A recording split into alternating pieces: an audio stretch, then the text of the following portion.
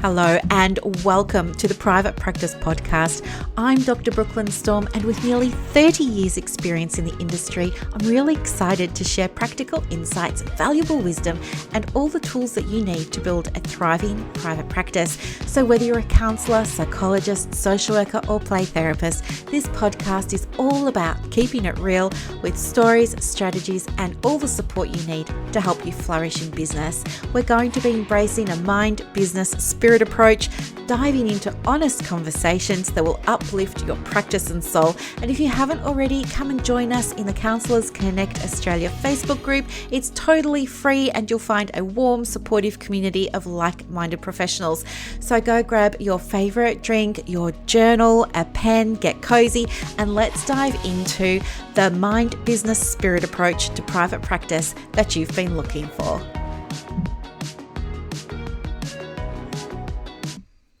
If you sometimes struggle with getting people to attend their first appointment, getting people to engage in therapy, or getting them to commit to the therapeutic process, then this is the episode for you. Welcome. I am so pleased that you're here. Today we're going to be talking about a very simple strategy that you can use that will help with all of those things. It's really around your onboarding. And also I have made you a checklist. I've popped it in the show notes. You can go and download that when you're ready, when you're able. I know some people listen while they're driving. If I'm sounding a bit breathy, it's because I've just come inside from chasing Buddy around the backyard. Okay, so why are we talking about this? Well, let me start by sharing with you a recent experience that I had. So as you know from previous episode, I recently joined the gym. And, the gym's great, no issue. When I joined, I was required to have a 15-minute call, which I don't like. I hate those 15-minute calls. But there wasn't an option for me to just join, which was really annoying. But anyway, so I had the 15-minute call. I signed up. And then what happened was it was really, really messy. I started getting automated emails from them, I guess maybe from their calendar or their booking system or something like that after I joined. So I got an automated email for an agreement or a contract, which fair enough. I know I've got to sign it. That's fine. No big deal there. But then I got maybe 3 or 4 more emails and it just felt really, really overwhelming. One of them was an email talking about different classes and an app that I had to download to get in and out of the building and, stuff like that. Another email was about classes and cancellations and things like that. And then there was another email that was welcoming me, and then it had like attachments, and it all just felt like so much. And anyway, so I got like this barrage of emails, felt like bombarded. My inbox was bombarded with all of these emails. I got very overwhelmed. And then what happened was I misread, or, well, I don't know. That's what I'm saying. They told me, I swear, hand on heart, that they told me that my induction was going to be on the Thursday at 6 p.m. I go down there on the Thursday at 6 p.m. They're like, we're packing up. We've finished for the day. You don't have any induction. But I swear, because I wouldn't have gone if they hadn't told me that. Anyway, and then when I went to check my emails, there was confusing information in the emails, which was what had led me to think that it was Thursday at 6 and not Tuesday at 6. So it was really, really frustrating, and the experience was so upsetting for me that I ended up bursting into tears, which I know sounds like a big overreaction, but I was so worked up because it took so much for me to actually get the courage to even join a gym, because I'm not slim and trim and I'm not in my 20s anymore, and I was very, very anxious about it. So it was a big step to even get on the call, because I hate being on the phone, but I did. I had that phone call. That was a big step. I paid the money. That was a big step. And then I went down for my induction, which was a huge step. So could you imagine what it felt like to get there and they're packing up, right? And everyone's like, oh, we don't have any record that you're here for an induction. We do all our inductions by group and class, and, this is the schedule and that. So it was very overwhelming, and it was not a fantastic experience. And had I not already committed by paying the money, I probably would not have gone back, because it left such a bad, it was embarrassing for me. I didn't want to be there like bursting into tears. I didn't want to be feeling anxious or anything like that. It was uncomfortable for the poor guy, one of the trainers who was there, who had to kind of deal with me. Wasn't nice for him. It wasn't nice for anybody, but it all came about because it was a really crappy onboarding process. Anyway, I've been there for 3 weeks now. I think this is coming into the end of the third week now. And it was so interesting because with the app that I use to access the building, I've got access 24/7. When I went in yesterday, I went and did my workout, which you'll be very proud of me. It was 36 degrees, but I still went down. And this gym, it's like in a factory. You know, it's one of those ones with the great big roller door, and there's no AC or anything like that. It's not fancy. It's a very bare bones gym. It's a gym for strength, so not really cardio. There's no big TVs all around the room where you can watch different TV things. There's no, do you know what I mean? It's like bare bones. But anyway, I went in, I did my workout. It was about 2:15, did my workout and everything. Then went shopping, came home, doing some stuff around the house. And then I sat down to watch Married at First Sight. Yes, I know, I love to watch it. I think it's the psychologist in me. Like I watch it and I'm thinking about everything from a psychological perspective. So for me, it's really, really juicy. But anyway, so I was watching that, and then a commercial came on, and I thought, oh yeah, better check my phone. And one of the trainers and owners of the gym had sent me a really nice text message. And the text message said, let me bring it up. She said, it was so great to see that you've made it back in Brooklyn. Well done. Keep chasing those goals. And she had lots of exclamation marks. And then she did the fist bump emoji. And then she put her name. And then she put an emoji of a wolf, because that's the name of our gym. Yeah, and then she checked in with me because I bought some merch. I really, really, really wanted one of their T-shirts because it's got the name of the gym is Wolf Strength, and they're in Somerville, down near where I live. But I really loved the T-shirt, not for the picture of the wolf or anything like that, but because of the meaning. So everywhere around this gym, everybody's got an identity. We're all referred to as like the wolf pack, and there's an identity built around it, like, sick wolves should stay at home, little wolves need to stay in the safe area.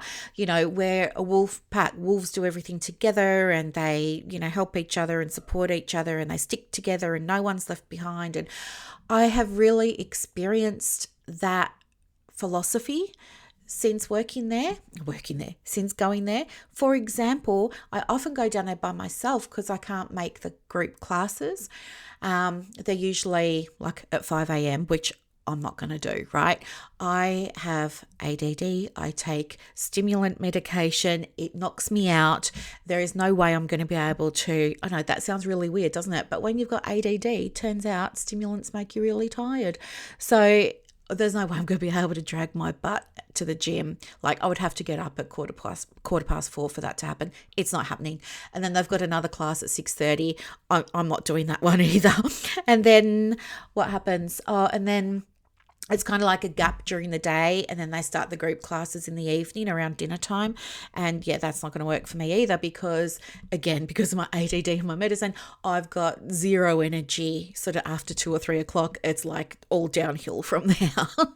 So I often end up going to the gym by myself, and when I'm down there doing my little workouts, sometimes other people will turn up, and what I've experienced is they're really, really kind and really, really helpful. Like one time I was, doing squats, and I had the dumbbell across my back, and I had weights on the dumbbell, and I'm like squatting down and standing up and squatting down and standing up, and then I like to do it until my muscles almost fatigue. And then somebody said to me, do you want help? And he came and he helped me like get the barbell Is that what it's called? Barbell? Yep, barbell, back onto the equipment. So it was really nice. And then people remember my name, and that makes me feel really special. Even though I'm really crappy at remembering names of other people, it was just so nice that they remember mine. And everybody helps each other out. And it feels like this gym has built a culture that really truly embodies its philosophy. And that's why I wanted the t-shirt anyway. And that's why this trainer, Sam, that's her name, she sent me this really lovely text message. And then she was like, yeah, and how's your t-shirt? Are you loving it, sort of thing? And I was like, yes, I do. But yeah, it was never really about the t-shirt. It was more about what the t-shirt represents. Like, I realized I do want to be part of something like that. Do you know what I mean? Like, I want that connection, and they embody it. So it got me thinking about private practice, and it got me thinking about my own onboarding processes, which, to be entirely transparent with you, I don't really think I've had fantastic onboarding processes for, I don't know. Well, actually, no, that's not true, because no, that's not true. I was going to say I haven't had fantastic onboarding processes, but I have, because when people come into my free community, they're tagged in a welcome post, which is a bit annoying actually, because Facebook always use the same cartoon picture. You can't change it. Anyway, so that post goes up, but it also lets people know that there's an onboarding dashboard. So I do have good onboarding. And in that dashboard, actually, yeah, my dashboard is awesome. Let me just see if I can bring it up. I don't even know if I'm going to be able to. Let me see if I can bring it up. Where are we? The name of the group is called The Ultimate Private Practice. If you're not in it, get in it. It's really, really, really, really good. Let me just bring up the last welcome post so I can click on my little link, and I'll tell you what I've included in my onboarding for my free group, because I know some of you have free groups, or you're thinking about having free groups. Here we go. So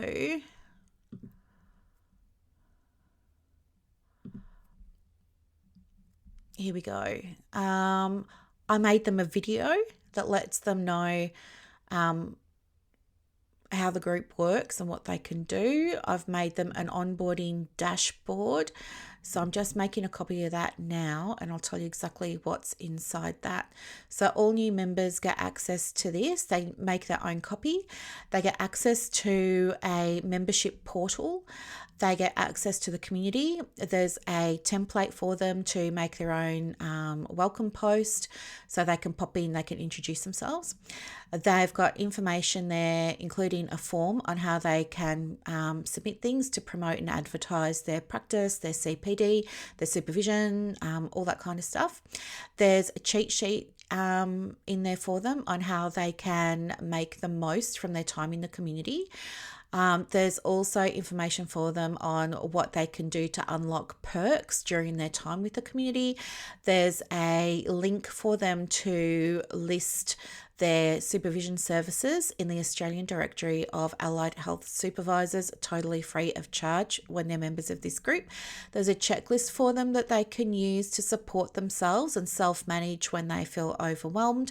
And there's also a little tracker that I made for them so that they can curate their own resources and information from our group. Plus, it includes details on how to contact me, details on how to submit questions or training requests.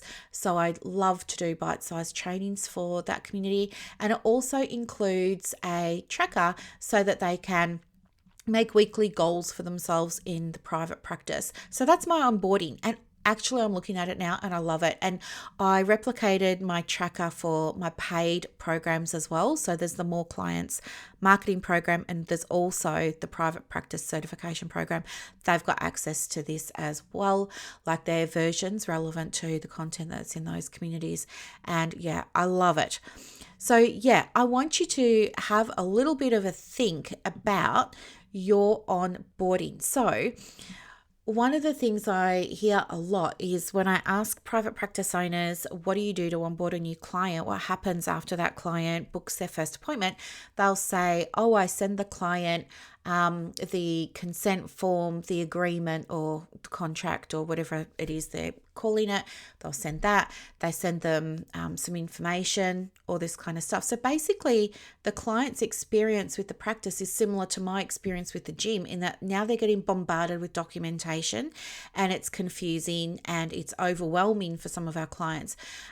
Some more so than others, perhaps depending on their symptoms, their mental health state, all those kinds of things.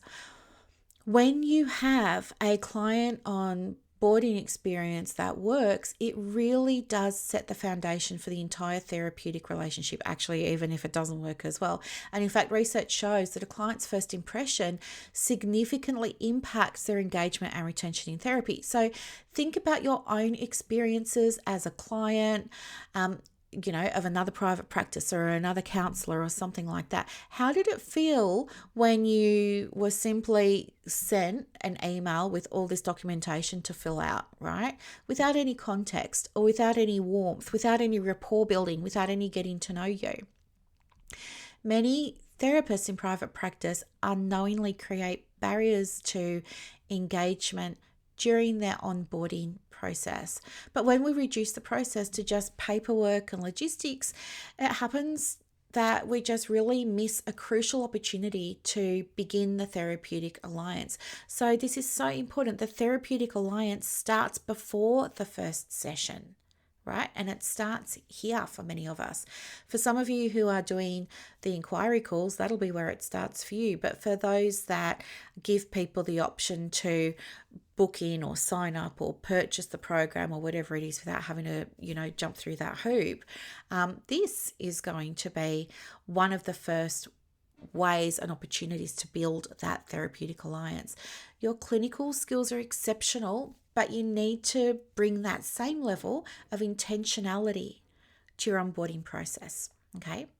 So the psychology behind strong onboarding is simply that when clients feel welcomed and they feel understood and actively engaged from the outset, it does things like it reduces their anxiety about therapy, and it can really increase their investment emotionally and psychologically in the therapeutic process. So this isn't just about making clients feel good. It's also about setting the stage for successful outcomes in their therapeutic work with you right from the beginning, right? Right from the beginning. So you might be wondering, well, what do I do then? Okay, so some key elements of an onboarding sequence that you might want to include are things like maybe a personalized welcome message. So if you can set it up in your software, I would definitely do that. Make that initial message while it's automated. See if you can personalize it. So for me, I use Flowdesk so that I can do personalization there. I just have to use the @ sign and then type first name. And then all my automated emails will have the person's first name. So have a personalized welcome message, and make sure that that welcome message also validates their courage in being proactive and seeking support, right? In seeking therapy. It should include also clear next steps, and you should present those next steps that you want the client to take in a way that feels really simple and easy and manageable, not overwhelming. Okay, we don't want them to suddenly get inundated with paperwork and documents that they've got to try and print off and sign and scan and get back to you if that's how you're doing it. Or maybe if they've got to do it online, they've never done it before and they're not sure, can they do it on their phone? Do they need to be logged into a computer? We don't want to make it hard. We want to reduce the barriers to them getting started with you. So it's very important that we make these clear next steps very manageable and not overwhelming.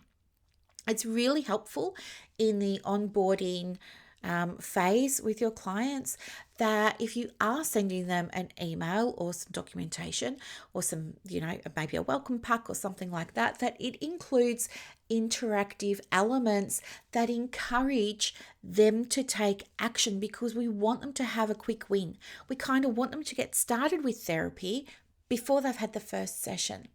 And so a really simple way of doing that is to think about, maybe you want them to set an intention for their work with you, or maybe you want them to set a goal.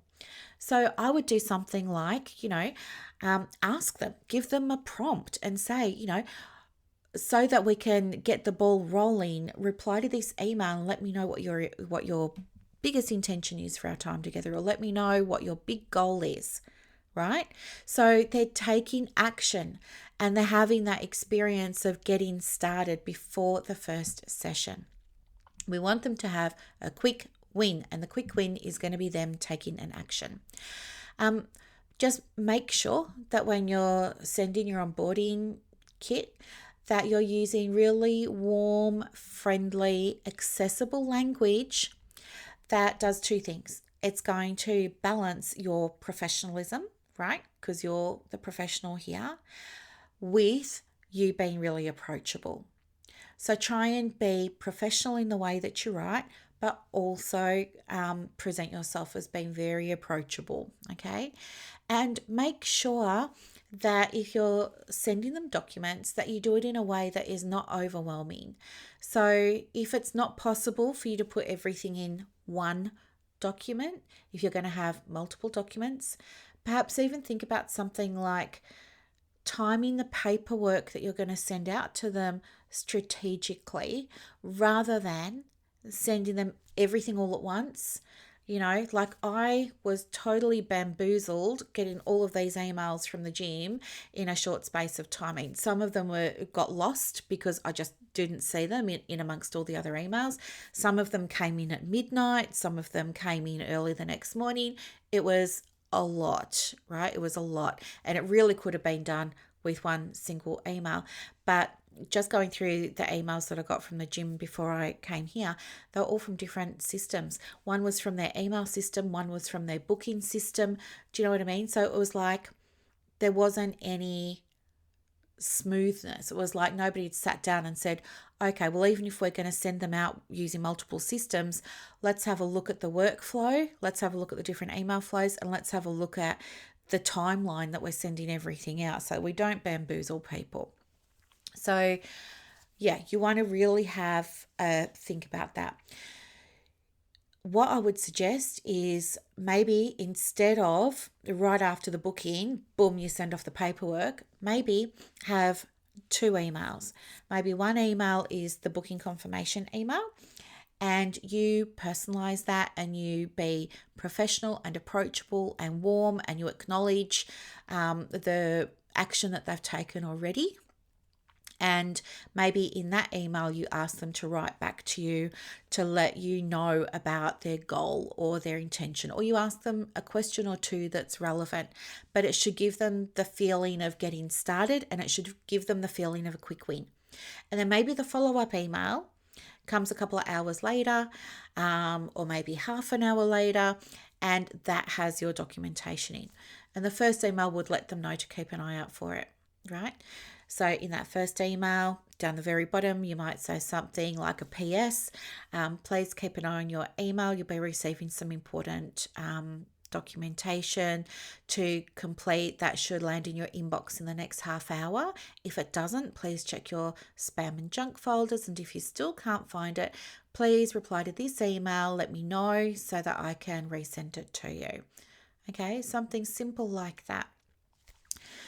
So you can transform your current documentation or paperwork into opportunities for engagement and rapport building and quick wins with your clients. So some of the things that I would do would be have a look at the current intake form that you've got. Does it look overwhelming, or do you think clients could be overwhelmed when they look at it? What could you do to make it less overwhelming? A really simple thing might be just to break it down into more digestible sections, remove any bits that aren't necessary or are irrelevant, or maybe even you might want to use little page dividers or little icons or little graphics or something like that just to break things up. You might want to include reflection prompts perhaps in between the more administrative questions that you're asking them in that onboarding information. You might want to do things like provide a little bit of context for them about why certain information is really helpful for their therapy journey with you. And you might want to provide a mix perhaps of both required and optional elements in your onboarding, because this would give clients a sense of a little bit of control, right? Which is always helpful for them. But some practical things that you could implement immediately could be to include a brief video introducing yourself and your practice and maybe your philosophy, something like that. You might create a what to expect guide that addresses some common concerns that clients can have about starting in therapy. You might want to include a simple pre-session worksheet. Maybe that's going to be something about planning or goal setting or intentions. Maybe you might ask them like 3 questions. What do you really want to achieve in our time together? What's the biggest challenge you've got at the moment? And what have you tried before that didn't work, right? Or why now? Why is now the right time for you to work on this and get some support around this, right? How will you know when it's been resolved for you? How will you know when you're feeling better? What will be different in your life? So you could ask those kinds of questions. What will you do to celebrate? Most clients that work with me this is what you could say. You could say most clients who work with me have on average between 6 and 10 sessions. Let's imagine you and I have finished our work together. What are we clinking classes to and celebrating? Get them thinking about what is going to be different for them once they have done this work, right? So we're getting them into the mindset of growth. We're getting them into the mindset of taking action. We're getting them into the mindset for having a successful, therapy outcome with you, which is what we want, okay? So there's that. So maybe let's do a quick exercise together. You might want to, if you're not driving, of course, you might want to grab a piece of paper or perhaps just open up your notes app.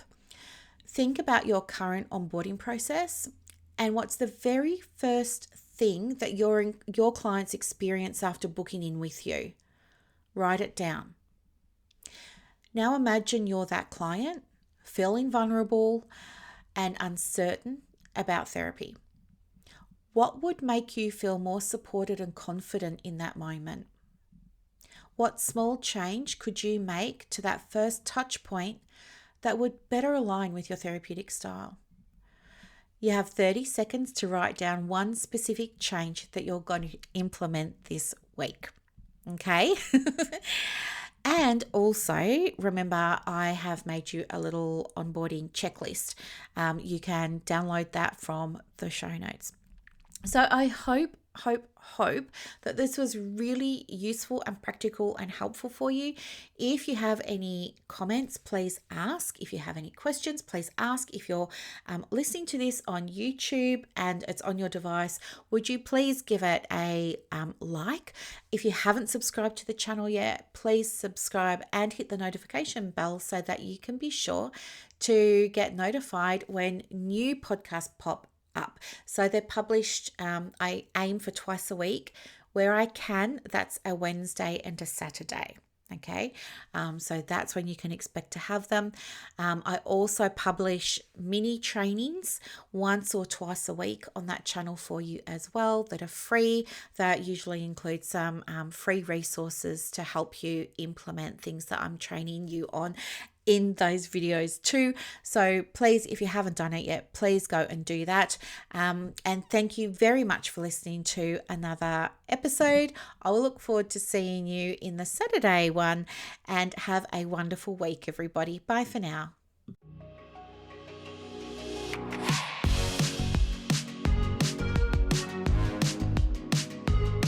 I really hope that you got so much enjoyment, value, and insights out of this episode today. And if you did, please feel free to go ahead and leave a review. When you leave a review, it means that more therapists can access this help and support and tools to support them in their private practice and in their journeys. Thank you so much for listening to the show. Have a gorgeous day.